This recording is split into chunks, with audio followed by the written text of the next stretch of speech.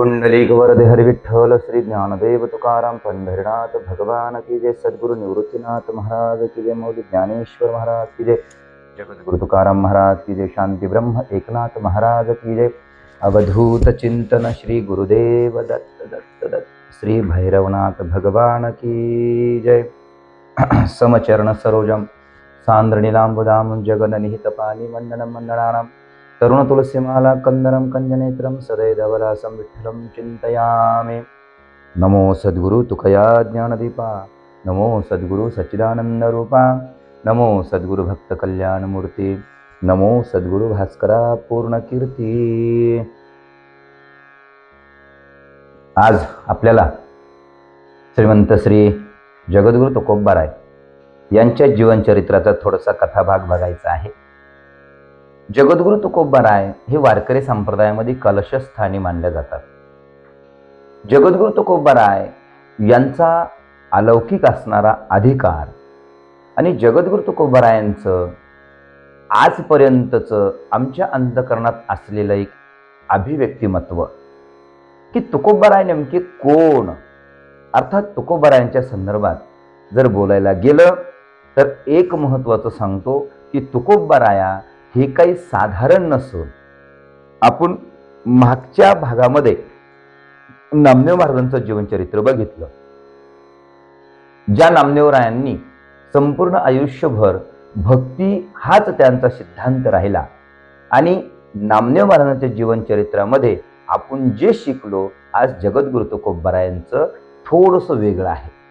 नामदेव महाराज जसं नामस्वरूप नामदेव महाराज तसे माझ्या जगद्गुरु तुकोबारायांचं जीवनचरित्र हे वैराग्यपूर्ण जीवनचरित्र आहे। खूप गोड चिंतन आहे।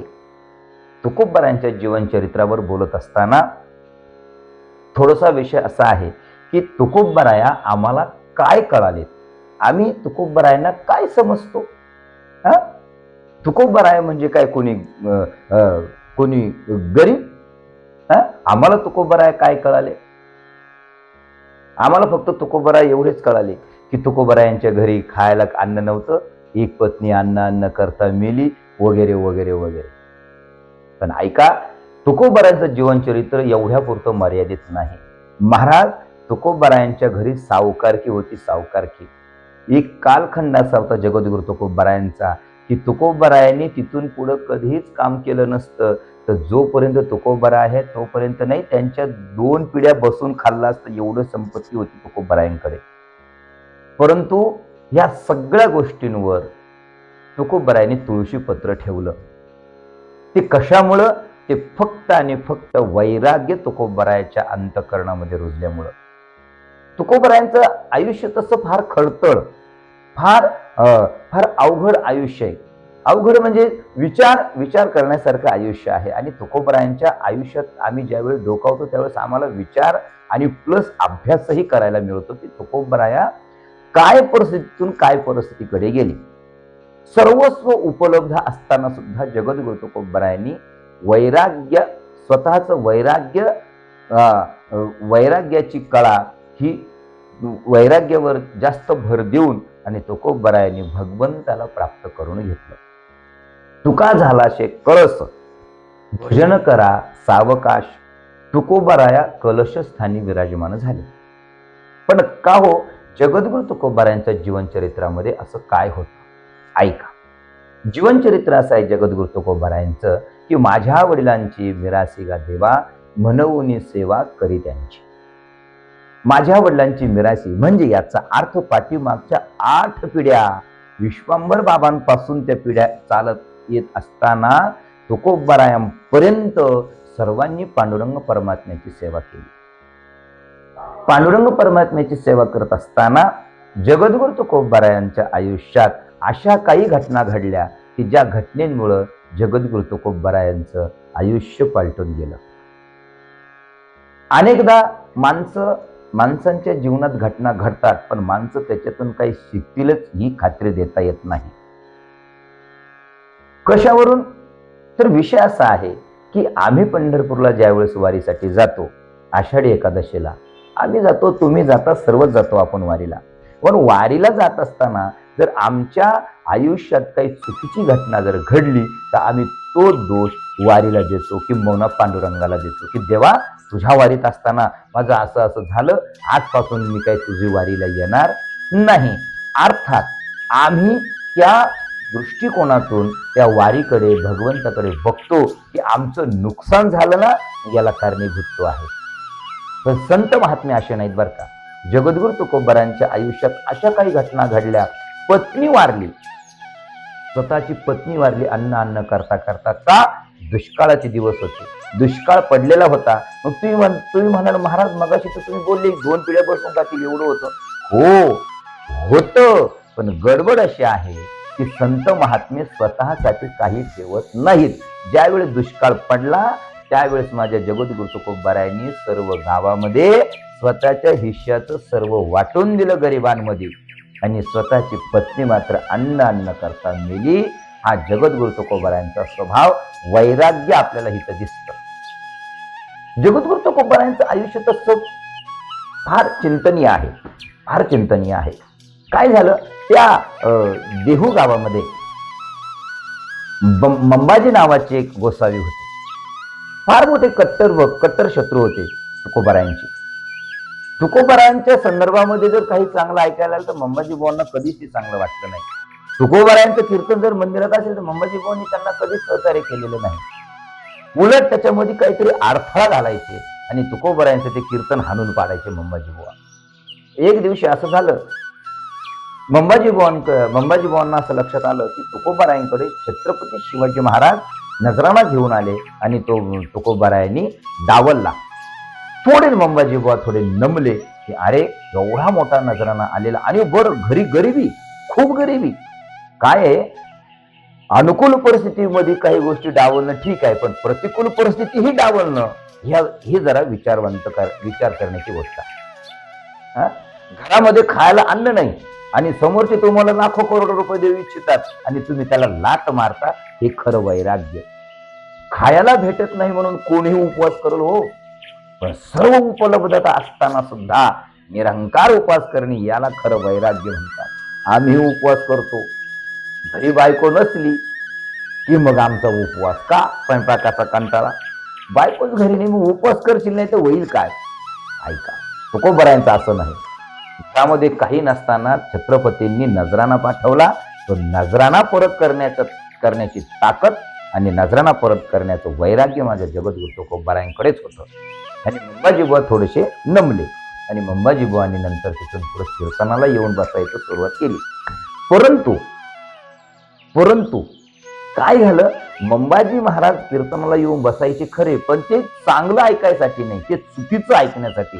चुका चुकतो कुठं नेमका, यांनी काही चुकीचं सांगितलं का लगेच त्याची गचुंडी धरायची. महाराज आजही वारकरी संप्रदायामध्ये काही लोक एवढ्यासाठी जगतात, फक्त कीर्तनकार कुठं चुकतो बासतो, चुकला का त्याला धरला.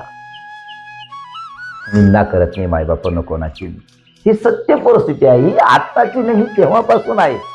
जगद्गुरु तुकोबारायापासून येतो. आता आपल्याला बोलून काही फायदा नाहीये. अर्थात मी बोलणारही नाही. मला जगद्गुरु तुकोबारायांचं चरित्र थोडंसं आपल्या पुढे मांडायचंय. झालं, जगद्गुरु तुकोबारायांचं दुसरं लग्न झालं जिजाऊ साहेबांसंग. आमच्या जिजाई साहेबांनी जगद्गुरु तुकोबारायांचा संसार पूर्णत्वास नेण्याचा प्रयत्न केला. अर्थात तुकोबारायांची पत्नी होण्याचं भाग्यही अलौकिक आहे. आणि जिजाऊबाई साहेब ज्यावेळेस जगद्गुरु तुकोबारायांच्या घरी पत्नी स्वरूपाने आल्या त्यावेळेस सुरुवातीचा कालखंड तर बरा गेला, परंतु नंतर मात्र जिजाऊ साहेबांच्या लक्षात आलं की हा व्यक्ती फक्त आणि फक्त देवासाठी जगतोय आणि प्रपंचाकडे यांचं लक्षच नाही. कारण संसाराच्या अंगे अवघीच व्यसने. तुकोबारायांना कोण चुकलं होतं, या संसाराच्या अंगी सर्व व्यसन नाम दुःख. व्यसन म्हणजे दुःख. सर्व ह्या संसारामध्ये फक्त दुःखच भरलेलं आहे. दुःखरूप ऐसा हा संसार, आणि ह्या संसारावर तुळशीपत्र ठेवण्यासाठी तयार असलेले माझे जगद्गुरु तुकोबाराय. पण पत्नी ती पत्नी, स्त्री मन, आणि स्त्री मन म्हटलं की ती संसारामध्ये गुरफटणार. आणि जिजाऊ आईसाहेबांचं मन त्या प्रपंचात गुंतलं आणि त्या मात्र भगवंताला सारख्या शिव्या द्यायच्या. हा काळ्या विट्याने माझ्या नवऱ्याचं वाटोळं केलं, ह्या काळ्या विट्याने माझ्या संसाराचं उद्ध्वस्तता केली, ह्या काळ्या विट्यामुळे माझा संसार उद्ध्वस्त झाला, ह्या काळ्या विठ्याला काही काम नाही वगैरे वगैरे. तुकोबारायांना वाईट वाटायचं. तुकोबाराय म्हणायचे, आवले अगं भगवंताला असं बोलू नको. अगं तो काय आपल्या घरचा दाम्या गडी का त्याला असं बोलतीस? अगं तो परमेश्वर आहे, भगवंत आहे, जगन्नियंत आहे. हो हो माहिती म्हणे मला तुमचं जगन्नियंत काही सांगू नका. त्याच्या नादी लागून म्हणे संसारावर तुळशीपत्र ठेवलं, मुलांचं भान नाही, संसाराचं भान नाही, माझं भान नाही तुम्हाला. आणि जगद्गुरु तुकोबराया ह्या सगळ्या सर्व गोष्टींचा विसर पाडून मात्र एकच त्यांचं काम फक्त भगवत चिंतन करणे. सकाळी आपलं स्नान करायचं, देवपूजा करायची, विणा उचलायच्या, चिपळ्या उचलायच्या आणि जिकडं मन होईल तिकडं जी वाट दिसेल त्या वाटेने भगवंताच्या चिंतनात निघून जायचं. पण ऐका, काय संत चरित्र आम्ही लक्षात घेत असताना आम्ही एक गोष्ट लक्षात घेतली पाहिजे. संतांच्या अवतीभोवती असणारे नाते हे सुद्धा तेवढेच बलिष्ठ असतात, तेवढेच ताकदवान असतात. आम्ही जिजाबाई साहेबांना फक्त शिव्या देणारी स्त्री, तुकोबरांना नाव ठेवणारी स्त्री, भगवंताला नाव ठेवणारी स्त्री, पण तिचं कधी पातिव्रतेचा आम्ही विचार केला? किती पतिव्रता होत्या आमच्या जिजाऊ साहेब. जगद्गुरु तुकोबराया जात असताना कुठेही कोणालाही सांगून जात नसायचे. आऊसाहेबाला नाही, कोणालाच नाही, निघाले का निघाले. पण तरी सुद्धा जोपर्यंत जगद्गुरु तुकोबरायांच्या पोटात भाकर जात नाही तोपर्यंत आमच्या जिजाऊ साहेबांनी कधीही तोंड उष्ट केलेलं नाही. एक दिवशीची घटना अशी की जिजाऊ साहेब भाकरी करत असताना माझ्या जगद्गुरु तुकोबरायांनी काय केलं, आंघोळ केली, स्नान केलं आणि देवाचं पूजन करून आणि जगद्गुरु तुकोबराय त्या डोंगरावर निघून गेले. आता विषय असा आहे की दुपारची वेळ झालेली आहे, न्याहारीची वेळ झालेली आहे. आता यांना शोधायचं कुठं? म्हणून माझ्या आई साहेबांनी भाकरी बांधून डोक्यावर घेतल्या आणि हातामध्ये भोपळा घेतला पाण्याचा आणि त्या पाण्याचा भोपळा डोक्यावर त्या भाकरी थोडं घेऊन आणि त्या जिजाऊ साहेब तुकोबरायांना शोधण्यासाठी निघाल्या. काय झालं, देहू गावाच्या बाहेर इंद्रायणीच्या कडेला आल्यानंतर 3 रस्ते फुटतात. एक रस्ता जातो भामचंद्रावर, एक जातो घोराड्यावर आणि एक जातो भंडाऱ्यावर. आऊसाहेबांनी काय केलं, जिजाबाई साहेबांनी त्या 3ही रस्त्यांना कान लावले. ज्या रस्त्यातून विठ्ठल विठ्ठल विठ्ठल विठ्ठल असा नामघोष येत होता त्या रस्त्याने आईसाहेब चालू लागल्या. ऐका, विषय असा आहे की माझ्या पतीला मी नाव ठेवते, माझ्या पतीच्या क्रियेवर मला राग येतो, कारण जी क्रिया करतात पण विश्वासही त्यापेक्षा जास्त विश्वास की माझे पती जिकडे गेले ना, ज्या रस्त्याने माझे पती गेले त्या रस्त्याच्या मातीतून सुद्धा देवाच्याच नामचिंतनाचा आवाज येणार, हा विश्वास माझ्या जिजाऊ साहेबांना होता. आणि भंडारा डोंगरावर जात असताना रस्त्याने कुठंतरी काटा भरावा आणि काटा भरल्यानंतर ते भोपळा आणि त्या भाकरी खाली ठेवाव्या आणि पाय वर धरून काटा काढायचा प्रयत्न करावा, पण तो काही निघेना. शेवटी तिथे गुराखी आला, लहान मुलगा गुराखी, आणि त्याने विचारलं, आई काय झालं? काय नाही रे म्हणे, बाबा माझ्या पायात काटा भरला. आणि म्हणून त्या गुराख्याने आईला सांगावं, आई खाली बसा, मी तुमच्या पायातला काटा काढतो.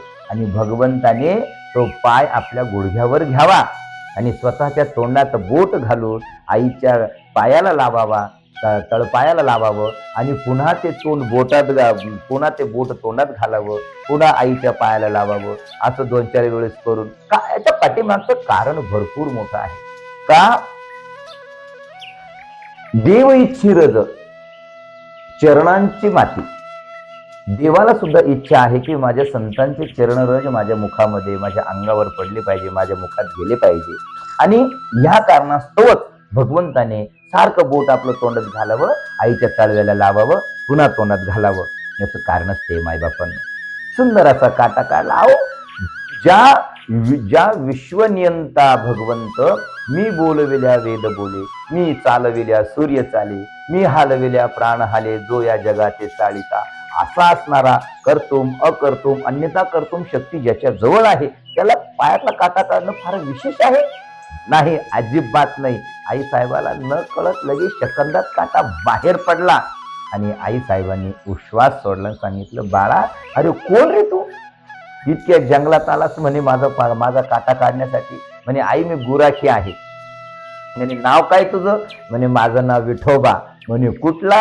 म्हणे, मी पंढरपूरचा. बास. आई म्हणे, मेल्या मुर्द्या, तुझी रांडरणती झाली, तुझ्यामुळेच ही परिस्थिती आली म्हणे माझ्यावर. आणि भगवंताने जोऱ्यात हसावं आणि त्या ठिकाणाहून अंतर्धान व्हावं. मायबापांनो, इतकी अलौकिक असणारी माझ्या जगद्गुरु तुकोबारायांची जीवनचरित्राची गाथा आणि जिजाऊ आईसाहेबांनी हे सगळं त्या तुकोबारायांकडे जावं, तुकोबारायांचं भजन चालू असावं आणि जिजाऊ आईसाहेबांनी त्यांना सांगावं, अहो, तुमचं भोजन पुरं झालं, आता जरा 2 घास तुकडे खाऊन घ्या. म्हणून खाली ठेवावी पाटी आणि आपल्या स्वतःच्या हाताने भाकर जगद्गुरु तुकोबारायांना द्यावी. आणि जोपर्यंत जगद्गुरु तुकोबारायांचं पोट तृप्त होत नाही तोपर्यंत आईसाहेबांनी तिथून उठू नाही, एवढी श्रद्धा माझ्या जगद्गुरु तुकोबारायांवर आईसाहेबांची. आणि दुसरा मुद्दा असा आहे की जगद्गुरु तुकोबारायांचं जीवनचरित्र बघत असताना 2 दृष्टीने आम्हाला बघता येतं. एक तर वैराग्य इतकं कडकडीत की त्या वैराग्याच्या गोष्टी सांगत असताना सुद्धा जगद्गुरु तुकोबारायांच्या आयुष्यात एक अशी गोष्ट सांगितली जाते की काय झालं म्हणे, गावातील काही चुकीच्या लोकांनी जगद्गुरु तुकोबारायांचा हा होणारा जो ओहापोह आहे, म्हणजे जगद्गुरु तुकोबारायांनी तो नजराना पाठवला, जगद्गुरु तुकोबारायांच्या कीर्तनाला छत्रपती येऊन बसायचे, जगद्गुरु तुकोबारायांच्या संगतीमध्ये चांगले चांगले मोठे लोक येऊ लागले आणि ह्या सगळ्या गोष्टी काही जणांना खटकू लागल्या. म्हणून त्यांनी काय केलं, एक दिवशी जगद्गुरु तुकोबाराय भंडारा डोंगरावर असताना गावातील एक स्त्री जी चुकीच्या पद्धतीने मार्गक्रमण करत होती तिला पाठवलं, सांगितलं, तू जा आणि जगद्गुरु तुकोबारायांना वश कर. आणि तुकोबारायांना वश करण्यासाठी भजन चालू आहे भंडारा डोंगरावर. सुंदर असं वातावरण आहे, पक्षी किलकिलाट करतायत आणि त्या पक्षी किलकिलाटामध्ये, कारण तुकोबाराय सुद्धा एक ठिकाणी म्हणतात की या सगळ्या गोष्टीतून बाहेर पडायचं असेल तर वृक्षवल्ली, आम्हा सोयरी, वनचरी, या सर्व गोष्टीतून बाहेर पडायचं असेल तर एकच पर्याय, तो म्हणजे वृक्षवल्ली आम्हा सोयरी. वृक्षवल्ल्याला आम्ही आमचं सोयरी मानतो आणि तिथं मानण्यासाठी जगद्गुरु तुकोबाराय भंडारा डोंगरावर जायचे आणि भंडारा डोंगरावर जाऊन भजन करायचे. तिथं भजन चालू असताना ही स्त्री तिथं गेली आणि नृत्य करू लागली आणि तुकोबारायांना बोलू लागली, त्यांचं मन रंजवू लागली. आणि तुकोबारायांच्या ज्यावेळेस ते लक्षात आलं की ही स्त्रीची चुकीची भावना आहे आणि चुकीची भावना घेऊन ही आज आपल्याकडे आलेली आहे, आणि त्यावेळेस मात्र तुकोबारायांच्या मुखातून शब्द बाहेर पडले, जाई हो तू माते न करी सायास, आम्ही विष्णुदास तैसे नोहे. हा वैराग्याचा उच्च कोटीचा पराकोटीचा अनुभव आपल्याला येऊ शकतो जगद्गुरु तुकोबारायांच्या जीवनचरित्रातून की किती. हे बघा, एकतर एकांत, तिथं कोणीही नाही. दुसरी गोष्ट शरीर सुदृढ. तिसरी गोष्ट ती स्वतःहून तुम्हाला बोलते. आणि त्यावेळेस जगद्गुरु तुकोबाराय, मी मगाशी बोलल्याप्रमाणे तुम्हाला सांगतो की आम्हाला घरात काही खायला नसलं तर आम्ही उपवास करण्यासाठी तयार होऊ शकतो, पण सर्वस्व उपलब्ध असताना सुद्धा उपवास करणे, याला खरं वैराग्य म्हणतात. जगद्गुरु तुकोबारायांनी त्या स्त्रीला सांगितलं, माते, आम्ही तसे नाही, तू इथं प्रयत्नही करू नको, आम्ही विष्णुदास तैसे नव्हे. जगद्गुरु तुकोबारायांच्या जीवनचरित्रात फार फार काठिण्य देखील आहे. का? वैराग्य हे साधारण स्वरूपाचं नव्हतं, ते भक्ती आणि वैराग्य या दोन्हींचा समन्वय म्हणजे माझ्या जगद्गुरु तुकोबारायांचं जीवनचरित्र. आणि ह्या जीवनचरित्रातून आम्हाला जर काही प्राप्त करून घ्यायचं असेल, त्याच्यासाठी आम्हाला जगद्गुरु तुकोबारायांचं जीवनचरित्र अंतस्थ होऊन बघणं गरजेचं आहे. का? तुकोबाराय फक्त वरच्यावर बघितलेले आहे, तुकोबाराय फक्त आम्हाला वरच्यावर समजलेले आहेत, तुकोबाराय आम्ही अंतस्थ कधी बघितलेले नाही. आणि जोपर्यंत तुकोबारायांचा आम्ही अंतस्थ होऊन अभ्यास करत नाही तोपर्यंत जगद्गुरु तुकोबारायांचं अलौकिक दिव्य दर्शन आम्हाला कधी होऊ शकत नाही. काय मायबापांनो, संत चरित्राचा उल्लेख करत असताना संत चरित्रामध्ये 2 प्रामुख्याने गोष्टी आपल्याला बघाव्या लागतात. एक तर संत चरित्र हे अंतर्मनाने आम्ही कधी ध्यानस्थ बसून विचार केलाय का? कारण संतांचं चरित्र वरवर जर बघितलं तर कदाचित आम्हाला काही सापडणार नाही, पण संतांचं चरित्र जर आम्ही अंतस्थ होऊन बघितलं, आम्ही अंतःकरणापासून जर संत चरित्राचा अभ्यास केला तर एक दिवस आम्हाला आमचं खरं स्वरूप कळाल्याशिवाय राहणार नाही. असे असणारे माझे जगद्गुरु तुकोबरायांचे अलौकिक दिव्य चरित्र आहे. आणि त्याही स्त्रीला शेवटी माझ्या जगद्गुरु तुकोबरायांनी उपदेश केला आणि ती स्त्री जगद्गुरु तुकोबरायांची भक्त झाली, किंबहुना शिष्य झाली. आणि आयुष्यभर, संपूर्ण आयुष्यभर माझ्या जगद्गुरु तुकोबरायांचे गुणवर्णन करत राहिली की तुकोबराय हे कोणी साधारण नाही. काय जगद्गुरु तुकोबरायांच्या आयुष्यात अलौकिक घटना खूप घडल्या, खूप. पण त्यातल्या त्यात एक घटना मला फार अतिशय मनाला भावली आणि ती घटना म्हणजे अशी की पुण्याच्या चिंचवडला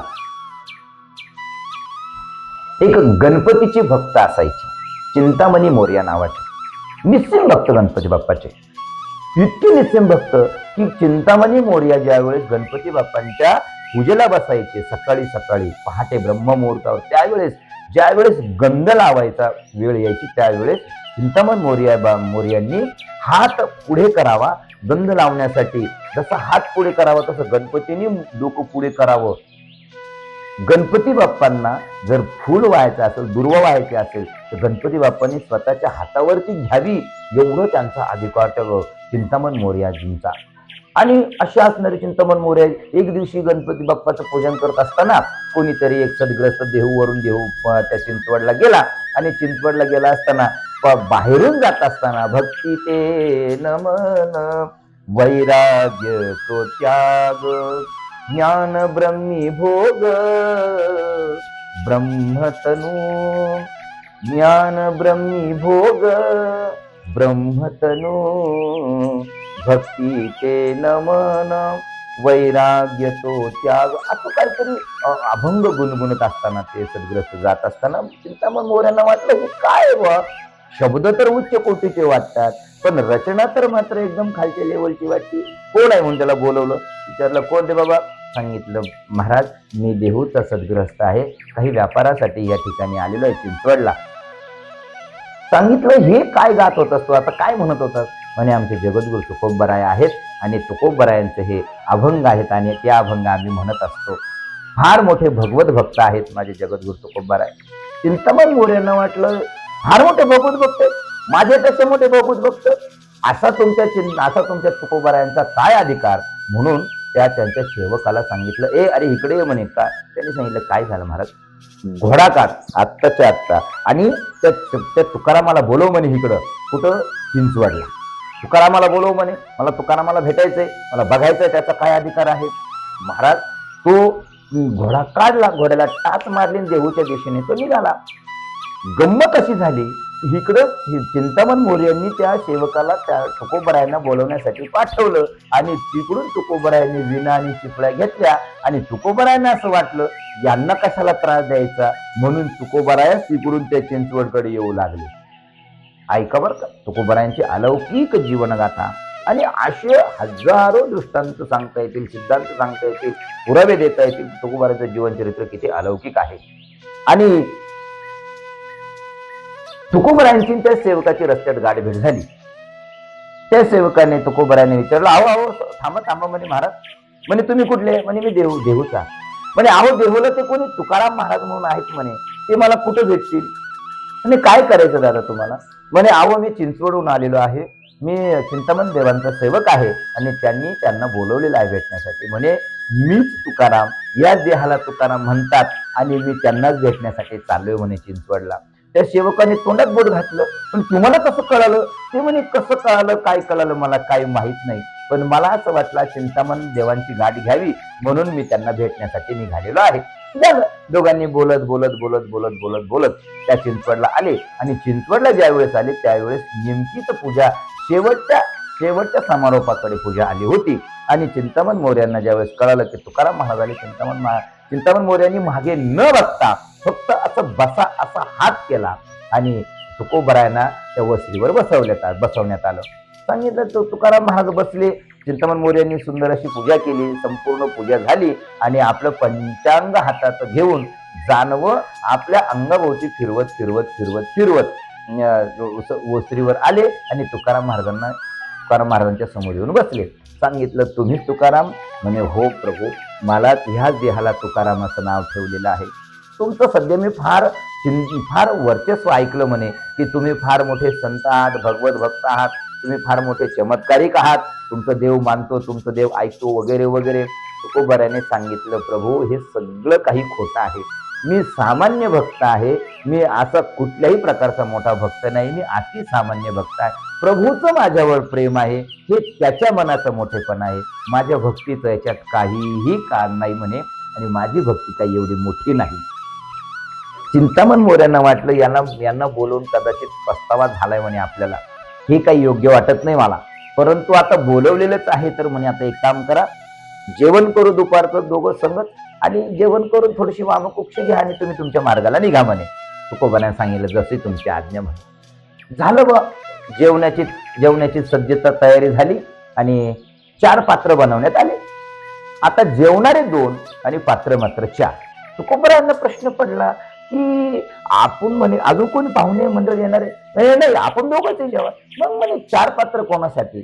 तर म्हणे विषय असा आहे, मी गणपतीचा सेवक आहे, मी गणपतीचा उपासक आहे, तर माझ्या शेजारी माझे गणपती बाप्पा, माझं उपास्य दैवत येऊन बसणार जेवायला, तुमच्या शेजारी तुमच्या उपास्याला बोलव म्हणे जेवायला. तुकोबाराय म्हणे पांडुरंगाला बोलवायचं म्हणे. हो बोलवा म्हणे तुमचं उपास्य. झालं महाराज. विषय असा झाला की गणपती बाप्पा जेवायला आले, आणि गणपती बाप्पा जेवायला आले, चिंतामण मोरे यांनी त्यांना जेव घातलं आणि गणपती बाप्पा निघून गेले. तुकोबारायांनी बघितलं, गणपती बाप्पा येऊन जेवून गेलं, पण चिंतामण मोरे तसेच राहिले. शेवटी भगवंताची आराधना तुकोबारायांनी चालू केली, आणि विठ्ठल विठ्ठल विठ्ठल विठ्ठल विठ्ठल असा नामघोष करत करत त्या पांडुरंग परमात्म्याला बोलवलं, आणि पांडुरंग परमात्मा आला, आणि पांडुरंग परमात्मा ताटावर बसून पहिले माझ्या जगद्गुरु तुकोबारायांना जीव घातलं पांडुरंगाने. ऐका बरं, पहिले पांडुरंग परमात्म्याने जगद्गुरूंना जीव घातलं, आणि मग जगद्गुरूंनी स्वतःच्या हाताने भगवंताला भरवलं, आणि मग दोघांचंही तिथून प्रस्थान झालं. पण प्रस्थान होत असताना चिंतामण मोर्यांनी पाय धरले कोणाचे? जगद्गुरु तुकोबारायांचे, की तुकोबाराय खरंच तुम्ही खूप श्रेष्ठ आहात. माझं आराध्य दैवत जेवण्यासाठी आलं, पण मी त्यांना जेवू घालून ते निघून गेल्याशिवाय मला तो दुष्ट करण्याचा अधिकार नाही. पण तुमची भक्ती मात्र इतकी श्रेष्ठ आहे की तुमचं आराध्य येऊन पहिले तुम्हाला जीव घालतंय, आणि मग तुम्ही त्यांना जीव घालता. याचा अर्थ तुम्ही अभेदात्मक भक्ती करता, आणि मी मात्र आजही भेदात्मक भक्ती करतो. अलौकिक जीवनचरित्र माझ्या जगद्गुरु तुकोबारायांचं किती सांगू, म्हणजे अक्षरशः हजारो वर्ष जरी सांगत बसलं तरी तुकोबारायांचं जीवनचरित्र सांगणं शक्य नाही. परंतु आपल्याला आपल्या वेळेचं बंधन आहे, आणि वेळेच्या बंधनामुळे होता होईल तेवढं जगद्गुरु तुकोबारायांचं चरित्र सांगण्याचा प्रयत्न करायचा आहे. काय झालं, जगद्गुरु तुकोबारायांची महती इतकी वाढली, खूप वाढली, आणि ती वाढलेली महती, एक फकीर होते मुस्लिम समाजाचे, अनगडशहा नावाचे. त्यांना ते कळालं की अरे हा तुकाराम फार मोठा भक्त आहे, आणि अनगडशहांनी ते मान्यही केलं, अनगडशहांनी. परंतु त्यात ते रामेश्वर भट हे तुकोबारायांचे थोडेसे विरोधक होते. तुकोबारायांना ते फार मानत नव्हते. एक दिवशी घटना अशी घडली की सर्व कीर्तनाला आले मारुती मंदिरात, पण रामेश्वर भट आले नाही, रामेश्वर शास्त्री आले नाही. म्हणून जगद्गुरु तुकोबारायांनी कीर्तन थांबवलं. त्या टाळकऱ्यांना, पखवाजांना, श्रोत्यांना सांगितलं, तुम्ही थांबा, शास्त्री आलेले नाही, मी शास्त्रींना बोलवायला जातो. म्हणून तुकोबाराय स्वतः रामेश्वर शास्त्रींच्या घरी गेले आणि सांगितलं, शास्त्री तुम्ही आज कीर्तनाला आले नाही. महाराज कीर्तनाला आले नाही हे बघितलं आणि रामेश्वर शास्त्री रडायलाच लागले. का रडायला लागले? त्याचं कारण असं आहे, कीर्तनाच्या दिवशी सकाळी पहाटे 6:30च्या सुमारास त्याच रामेश्वर शास्त्रींनी काठीने बेदम तुकोबारायांना मारलेलं होतं. आणि विचार करा, बेदम मारहाण झालेली असताना सुद्धा कीर्तनासाठी शास्त्री आले नाही म्हणून तुकोबाराय स्वतः बोलवायला गेले. किती अलौकिक जीवनचरित्र आहे, किती अभेदात्मक जीवनचरित्र आहे. मला कोणी मारावं आणि तरीही मी त्यांची चौकशी करावी. तुकोबरायांनी विचारलं, शास्त्री तुमचे हात कोमल आहेत, तुमचे हात नरम आहेत. मी दगडासारखा कठीण. मला मारत असताना तुमच्या हातांना इजा झाली असेल, मला क्षमा करा शास्त्री. हा देह कुठंतरी तुमच्या हाताने ढकलून द्या, तुम्हाला त्रास झाला माझ्यामुळं. महाराज, इतकं अलौकिक असं जीवनचरित्र माझ्या जगद्गुरु तुकोबरायांचं. आणि तेच रामेश्वर शास्त्री एक दिवशी पुण्यावरून प्रवास करत असताना रस्त्याने त्यांना अंगदाह झाला त्यांचा. म्हणजे उन्हाळ्याचे दिवस, खूप ऊन तपलेलं होतं, म्हणून एका विहिरीमध्ये उडी मारली. आणि ती विहीर नेमकी अनगड शहाची होती, अनगडच्या फकीराची होती. अनगड शहाने विचारलं, कौन है रे कुएं में छलांग मार रहा है? सांगितलं, ते कोणी? रामेश्वर शास्त्री म्हणे, देहूचे. रामेश्वर शास्त्री, अरे कोणी असो म्हणे, माझ्या विहिरीत उडी मारली ना, जा म्हणे, तू बाहेर येऊन दाखव म्हणे फक्त. रामेश्वर शास्त्री बाहेर आले, अंगाचा दहा व्हायचा. आणि महाराज, अंगाचा दहा व्हायचा. पाणी टाकलं का बरं वाटायचं, उडी मारली का बरं वाटायचं, बाहेर आले का अंगाचा दहा, जशी काय पार आगीत लुटून दिलं त्यांना. काय करावं काही कळना. त्यांचे सर्व शिष्य भक्तगण आले, पाठीमागं त्यांच्यावर पाण्याची झारी धरली. कसे तरी ते आळंदीला आले आणि ज्ञानोबारायांच्या रावळामध्ये उपोषण मांडलं, ठाण मांडलं. आणि ज्ञानोबाराया ज्यावेळेस त्यांच्या स्वप्नात आले, सांगितलं, काय झालं शास्त्री, तुम्ही इथं का आलात? सांगितलं, माऊली, माझ्या या शरीरातून 10 निर्माण होतोय, मला या 10 पासून मुक्तता द्या. सांगितलं, माझ्याकडे येण्यापेक्षा तुकोबरायांना शरण जायचं. तुकोबराया तिथं जवळ आहेत आणि त्यांना तुम्ही शरण गेले असते तर इकडे येण्याची काय गरज आहे? तुम्ही त्यांना शरण जा, तेच तुम्हाला या 10तून मुक्त करतील. आता तुकोबराया आणि रामेश्वर शास्त्री हे तसे कट्टर शत्रू, पण ज्ञानोबारायांनी सांगितल्यामुळं तुकोबरायांकडे जावं लागलं. तुकोबरायांकडे आले, साष्टांग नमस्कार घातला. सांगितलं, तुकोबराय, मला या 10तून मोकळं करा, अन्यथा माझा जीव प्राण जाण्याची वेळ आलेली आहे. आणि तुकोबरायांनी कृपादृष्टीने त्यांच्याकडे बघावं आणि त्यांच्या अंगाचा 10 शांत व्हावा. आणि जे आयुष्यभर तुकोबरायांना विरोध करत राहिले, तुकोबरायांना नाव ठेवत राहिले, तेच शेवटी म्हणतात की चुकिता तुलनेसी ब्रह्मरूपाचे आले, म्हणून रामेश्वर चरणी मस्तक ठेविले. असे असणारे माझे जगद्गुरु तुकोबराया. आणि जगद्गुरु तुकोबरायांचं अलौकिक असं दिव्य चरित्र. आणि किती दिव्य! ज्ञानोबा एक ठिकाणी म्हणतात, जया पूजिले आदरे पांडुरंगे, विमानस्थ केले प्रयाण प्रसंगे, तनु मानवी दिव्य रूपीच केली, न त्यागिता दिव्य लोकाशी नेली. मायबापांनो, या मृत्यू लोकातून कोणीही सदेह वैकुंठाला गेलेलं नाही. आणि ते भाग्य आणि ती योग्यता फक्त माझ्या जगद्गुरु तुकोबरायांची. आणि ती जगद्गुरु तुकोबरायांचं चरित्र या ठिकाणी आपण थोडं सांगण्याचा प्रयत्न केला. आपल्या कालावधीमध्ये जेवढं बसेल तेवढं आपण मांडण्याचा प्रयत्न करतो आहे. सर्वांनी अध्यात्मरंग या यूट्यूब चॅनलवर येऊन नवीन असाल तर सबस्क्राईब करा. तुम्हाला चरित्र आवडलं असेल शेअर करा आणि लाईक केल्याशिवाय राहू नका, ही सर्वांना विनंती आहे. आणि चातुर्मासामध्ये संतांचे चरित्र ऐकणं हे अलौकिक असं पुण्याचं कार्य आहे आणि हे तुमच्या सर्वांच्या सहकार्यामुळे होत आहे. त्यामुळे या ठिकाणी जगद्गुरु तुकोबराया जे या वारकरी संप्रदायाचे कलशस्थानी विराजमान झाले, अशा जगद्गुरु तुकोबरायांच्या चरणावर एकदा सर्वांनी नतमस्तक हो.